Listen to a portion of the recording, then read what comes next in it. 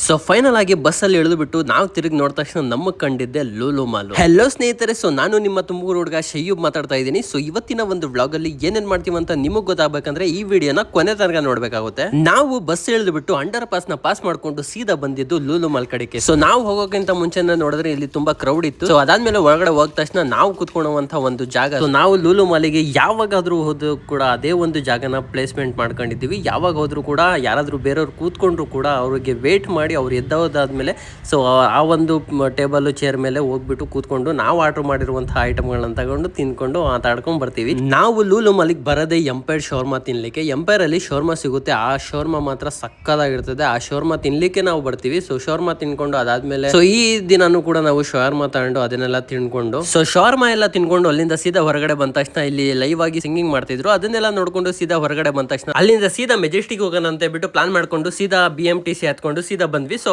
ನಾವು ಇಷ್ಟು ಬೇಗ ಮೆಜೆಸ್ಟಿಕ್ ಯಾಕೆ ಬಂದ್ವಿ ಅಂತಂದ್ರೆ ಸೊ ನನ್ನ ತಮ್ಮ ಇಲ್ಲೇ ಬೆಂಗಳೂರಲ್ಲೇ ಕೆಲಸ ಮಾಡೋದ್ರಿಂದ ಅವ್ರು PG ಇರ್ತಾರೆ. ಹಾಗಾಗಿ ನಮ್ಗೆ ಇಲ್ಲೇ ಸಿಗ್ತಾರೆ ಅಂತ ಹೇಳ್ಬಿಟ್ಟು ಸೊ ನಾನು ಇಲ್ಲೇ ಹೊರಗಡೆ ಬಂದು ಅವ್ರಿಗೆ ಸಿಕ್ತೆ. ಅದಾದ್ಮೇಲೆ ಕಪಾಲಿ ಥಿಯೇಟರ್ ಹತ್ರ ಹೋಗ್ಬಿಟ್ಟು ಒಂದ್ ರೌಂಡ್ ಹಾಕೊಂಡು ಹೊರಗಡೆ ಬಂದ ತಕ್ಷಣ ನಾವು ಪಾನಿಪುರಿ. ಸೊ ನಮ್ಮ ವೈಫ್ ಪಾನಿಪುರಿ ಎಲ್ಲಿ ಕಂಡ್ರು ಅದು ಬಿಡಲ್ಲ. ಸೊ ಅವ್ರ ಜೊತೆ ಹೋಗ್ಬಿಟ್ಟು ನಾನು ನನ್ನ ತಮ್ಮ ನಮ್ಮ ವೈಫ್ ಎಲ್ಲ ನಿಂತ್ಕೊಂಡು ಆರಾಮಾಗಿ ಪಾನಿಪುರಿ ಎಲ್ಲ ತಿನ್ಕೊಂಡು ಅಲ್ಲಿಂದ ಸೀದಾ ಹೊರಟು ಬಂದಿದ್ದು ತುಮಕೂರು ಗಡಿಗೆ. ಸೊ ಇವತ್ತಿನ ಒಂದು ವ್ಲಾಗ್ನ ಇಲ್ಲಿಗೆ ಮುಗಿಸ್ತಾ ಇದ್ದೀನಿ. ನಿಮ್ಗೆ ಏನಾದ್ರು ನನ್ನ ವ್ಲಾಗ್ ಇಷ್ಟ ಆಗಿದ್ದಲ್ಲಿ ಲೈಕ್ ಶೇರ್ ಮಾಡೋದನ್ನ ಮರಿಬೇಡಿ. ನೀವೇನಾದ್ರೂ ನನ್ನ ID ನ ಫಾಲೋ ಮಾಡ್ಕೊಂಡಿದ್ರೆ ದಯವಿಟ್ಟು ಫಾಲೋ ಮಾಡ್ಕೊಳ್ಳಿ.